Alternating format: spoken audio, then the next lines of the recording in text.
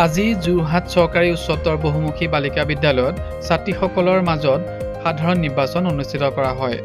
এই সাধাৰণ নিৰ্বাচন সম্পূৰ্ণ গণতান্ত্ৰিক প্ৰক্ৰিয়াৰে কৰা হয় আৰু এই নিৰ্বাচন প্ৰক্ৰিয়া সম্পূৰ্ণ হোৱাৰ ক্ষেত্ৰত বিদ্যালয়ৰ সমূহ শিক্ষক শিক্ষয়িত্ৰীসকলে পূৰ্ণ সহযোগিতা আগবঢ়ায় আৰু বিদ্যালয়ৰ শিক্ষক শিক্ষয়িত্ৰীসকলৰ মাজৰ পৰাই প্ৰিজাইডিং আৰু পুলিং বিষয়া নিযুক্তি দিয়া হয় আৰু এই প্ৰিজাইডিং পুলিং বিষয়াসকলৰ জৰিয়তে এই নিৰ্বাচন প্ৰক্ৰিয়াটো সম্পূৰ্ণ কৰা হয়।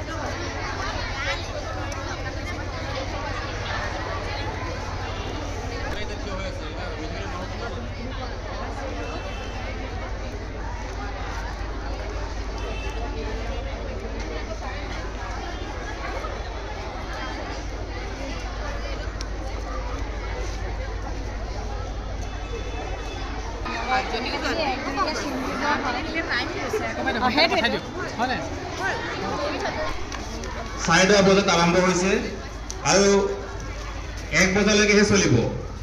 এই সময়ৰ ভিতৰত তোমালোকে আহি যিকোনো এটা ভোট কেন্দ্ৰতে তোমালোকে ভোটদান কৰিব পাৰিবা।